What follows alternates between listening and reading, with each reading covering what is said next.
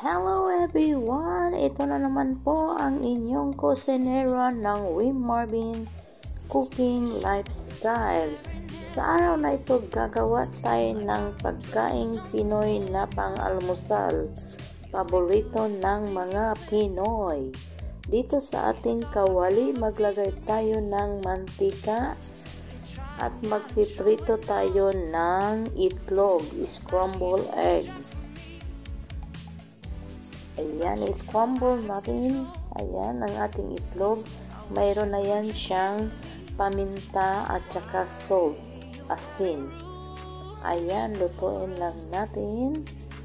At pagkatapos yang maluto, ay set aside natin yan siya. Ayan, scramble lang natin.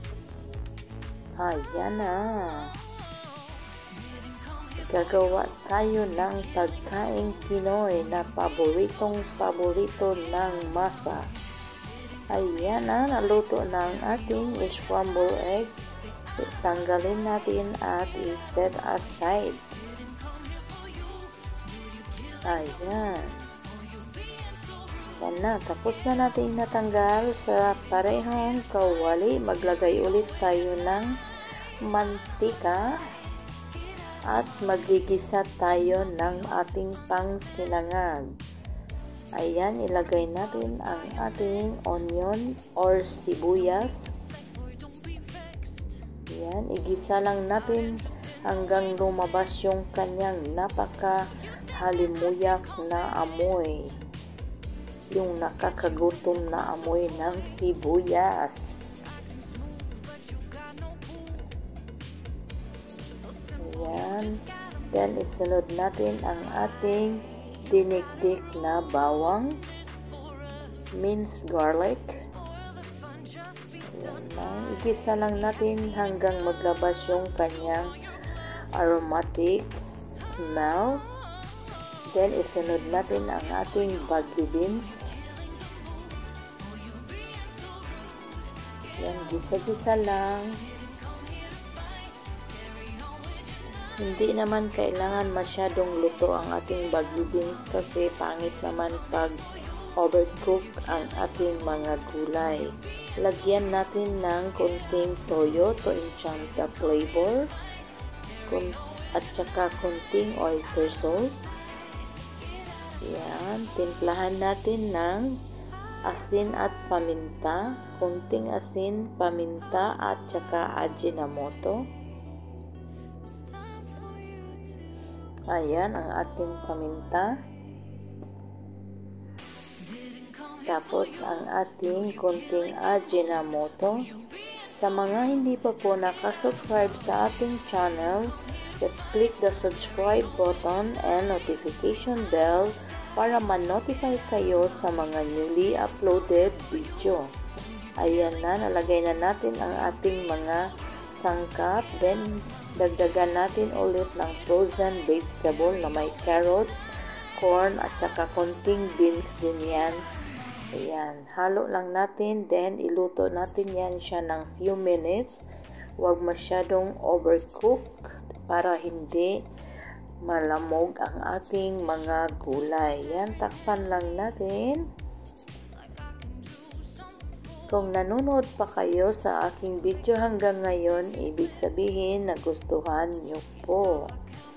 Ayan na. Then, ilagay na natin ang ating tuna. Isinama na natin yung kanyang mantika dahil pangpadagdag din yan sarap sa ating niluluto na sinangag. Ayan, 2 lata ang nilagay nating tuna para linamnam masyado or matikman talaga natin ang ating tuna sa ating sinangag. Hindi na kailangan ng ulam, andyan na sa iisang lutuan na lang. Ayan, then takpan natin ulit at i-simmer for a few minutes lang. Huwag natin i-overcook. Ayan. Then, haluin natin ulit. Tapos, dagdagan natin siya ng green pepper. or bell pepper. Optional lang po kung mayroon kayong available. Yan, pwede natin siyang lagyan nun kasi pampadagdag din yun siya sa panghalimuyak na amoy or pampadagdag sa lasa ng ating sinangag. Ayan, idagdag natin yan ang ating hiniwang bell pepper. Pagkatapos, ilagay na natin ang ating puting kanin. Ayan. By batch po natin ilagay para mahalo siya lahat. Yan, then haluin. Then ilagay natin ang remaining.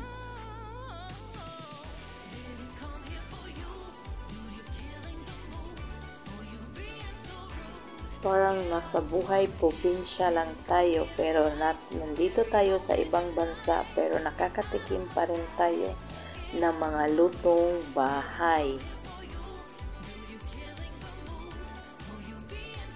Ayan na, halo-haluin lang natin. Ayan, hanggang maghalo lahat. Then, isimmer lang natin yan siya ng mga few minutes. Then, luto na ang ating sinangag.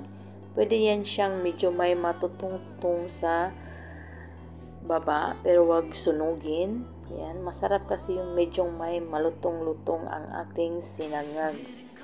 Pero hindi sunog. Yan, ganyan lang. Halo lang natin.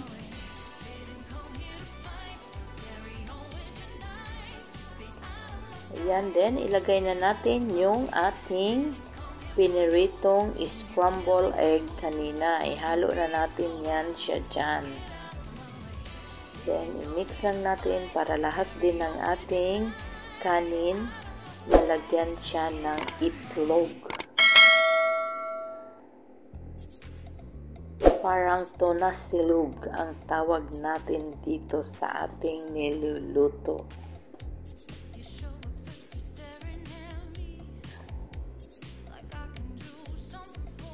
Yan, mix. Ayan. Ulit, sa mga hindi pa po nakasubscribe sa ating channel, just click the notification bell and to notify when newly uploaded video.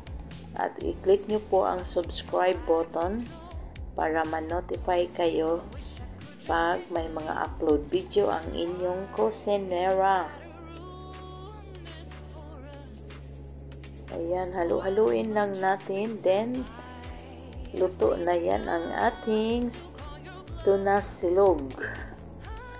Ilagay na natin sa ating serving plate para ready to eat na ang ating sinangag.